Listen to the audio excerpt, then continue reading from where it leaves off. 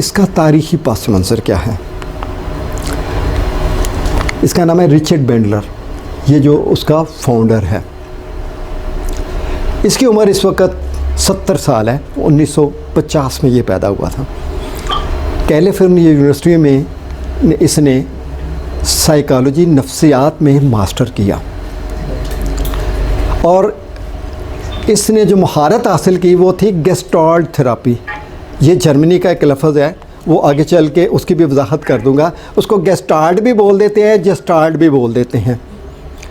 इसने उसमें महारत हासिल की और इसको साइकोथेरेपी का शौक़ बहुत था। उसी यूनिवर्सिटी में जहाँ ये पढ़ रहा था, ये स्टूडेंट था और एक और साहब थे जिनका नाम था डॉक्टर जॉन ग्राइंडर। ये 1940, ये 10 साल इससे बड़ा था। ये लिंग्विस्टिक का मास्टर था।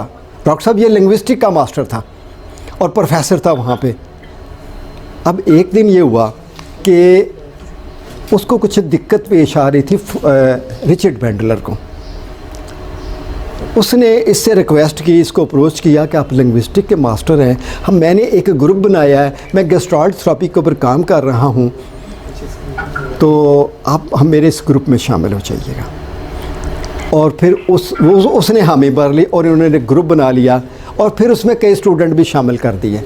और फिर इन्होंने सोचा कि हम रिज़ल्ट कैसे पैदा कर सकते हैं। इन्होंने 3 लोगों को रोल मॉडल बनाया जिन्होंने अपनी ज़िंदगियों में हैरान कुन रिज़ल्ट पैदा किए थे।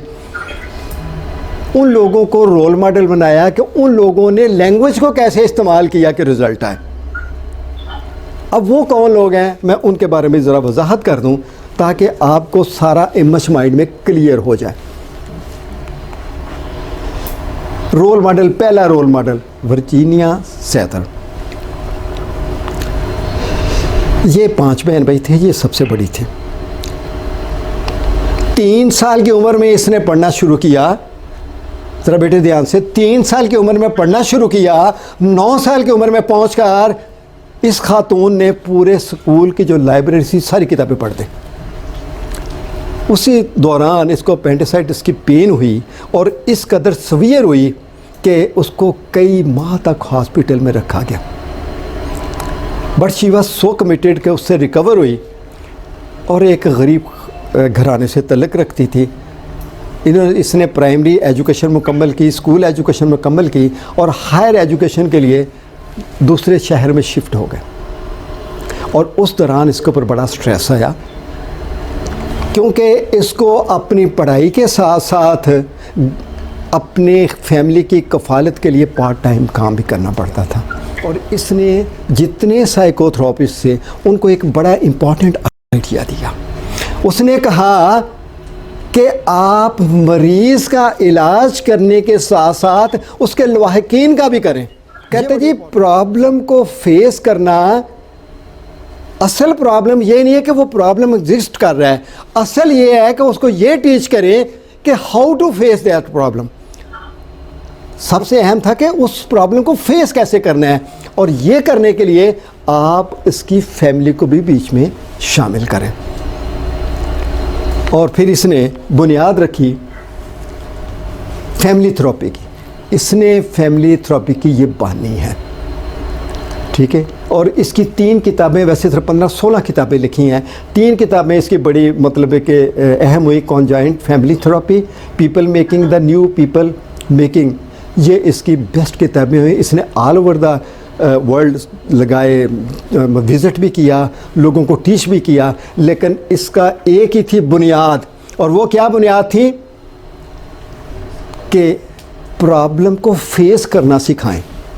There is no problem, the biggest problem is how to face the problem. ये इसकी थ्योरी थी। इसकी लैंग्वेज को इन्होंने मॉडल किया। ज़रा यहाँ पे बात NLP की बुनियाद चल रही है कि इसने कौन सी लैंग्वेज लोगों को चेंज करने के लिए इस्तेमाल की। दूसरा इसका जो रोल मॉडल था इन दोनों लोगों का, वो था फर्स्ट वर्ल्ड।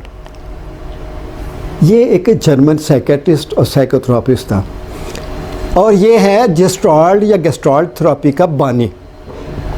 आपको याद होगा कि हिटलर के दौर में वो यहूदियों के बड़ा ख़िलाफ़ था और इसको फाइनली जर्मनी छोड़ना पड़ा। ये जर्मन था और ये फ्राइड की थ्योरी पर इस काम कर रहा था और उसकी थ्योरी के अगेंस्ट था कि ये तरीका ठीक नहीं है, इसके लिए कुछ और करना चाहिए। और ये 1933 से निकल के नीदरलैंड चला गया, कुछ देर वहाँ पे रखा और फिर 1940 में वहाँ से भी निकल के फिर न्यूयॉर्क चला गया और वहाँ पर आके इसने अपनी एक नई थ्योरी पेश की, यानी फ्राइड की थ्योरी के अगेंस्ट इसने एक नई रिवाइज़ की, जिसको नाम इसने गेस्टाल्ट थेरेपी रख दिया। और फिर लोगों को इसने टीच करना शुरू कर दिया और फाइनली ये शिफ्ट हो गया कैलिफोर्निया, और कैलिफोर्निया में रिचर्ड बैंडलर ने इससे ट्रेनिंग ली, वहाँ से इससे कन्विंस हुआ ये। और फिर इसको भी रोल मॉडल किया कि इसने कौन सी ऐसे अल्फाज और जुमले इस्तेमाल किए हैं जो लोगों की ज़िंदगी में तब्दीलियाँ लेके आते थे। और तीसरा है मिल्टन एच एरिक्सन। ये साइकेट्रिस्ट और psychologist, he was a scientist and deeply gifted hypnotist. He could hypnotize people instantly. He was founding president of a American Society for Clinical Hypnosis. Clinical Hypnosis की इसने बुनियाद रखी थी। ज़रा इसकी भी देख लेते हैं क्या। ये भी 5 बहन भाई थे। तो प्रोफेसर साहब 17 साल की उम्र में इसको पोलियो हो गया और इस कदर शदीद था कि ये अपनी आंखें भी नहीं खोल सकता था, आंखों की पलकें झपकना मुश्किल हो गया इसके लिए। फाइनली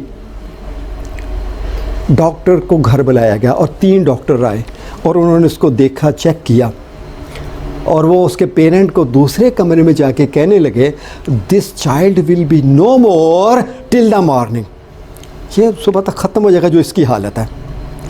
इसके कान में आवाज़ पड़ गई और इसको अंदर से गुस्सा आया कि ये कौन होते हैं कहने वाले, कुछ बुरे भले लफ्ज़ कह के कि ये कौन होते हैं कहने के लिए, सुबह तक मैंने मर जाना है। और इस दौरान खिड़की सामने खुली थी तो सूरज गुरूब हो रहा था और अपने आप को क्या कहता है कि मैंने तो अभी कई गुरूब आफ्ताब देखने हैं, मैंने कई गुरूब आफ्ताब देखने हैं। और उसके बाद ये 68 की एज में इसकी डेथ हुई। इसने सेक्रेटरी भी की, MBBS किया, सेक्रेटरी की और मेडिकल हिप्नोसिस की बुनियाद रखी। 78 की 78। अब जिसको कह रहे हैं कि सुबह तक मर जाएगा, ठीक है, उसने क्या किया वो बात भी बड़ी इंटरेस्टिंग है। ये इसकी जो छोटी बहन थी वो क्रॉलिंग करती थी, तो इसने उसको क्रॉलिंग करते हुए ऐसे चारपाई से देखा तो अपने आप को कहता है कि एक वक्त था कि मैं यही करता था, अगर मैं वो कर सकता था और उससे मैं खड़ा हो गया था, अब मैं दोबारा खड़ा हो सकता हूँ। ये बड़ी इंपॉर्टेंट बात है, यानी अपने ही काम को कॉपी कर रहे हैं, मॉडल करने लगा है और हर रोज़ वो यही करता। और फिर उसको काफ़ी पेन होती, दिक्कत होती, सुबह उठता तो उसको कम से कम 1 घंटा लग जाता था अपने आप को नॉर्मल करने के लिए, और सारी ज़िंदगी उसने व्हीलचेयर पर गुजारी और लोगों को क्विकली हिप्नोटाइज कर दिया करता था। ये सबसे इम्पॉर्टेंट बात इन दोनों के लिए थी कि ये कौन से जुमले और अल्फाज इस्तेमाल कर रहा है जिसका लोगों के नर्वस सिस्टम पर असरात मुरतब होते हैं।